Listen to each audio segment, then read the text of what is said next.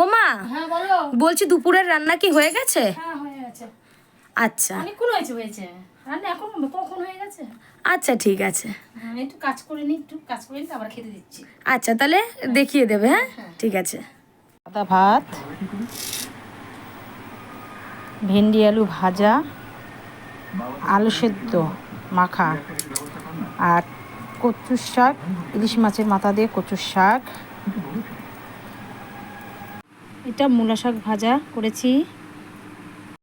গাছ থেকে পাড়া চাল কুমড়ো দিয়ে চাল কুমড়ো ডাল করেছি। আর কি আছে? মাছের পাতলা করে ঝোল। বাহ, বেশ দারুণ দেখতে লাগছে। এটা কি মাছ? এটা কাতলা মাছ। এই ভিডিওটা যদি আপনাদের পছন্দ হয় থাকে অবশ্যই লাইক, সাবস্ক্রাইব, শেয়ার এবং ফলো করতে ভুলবেন না।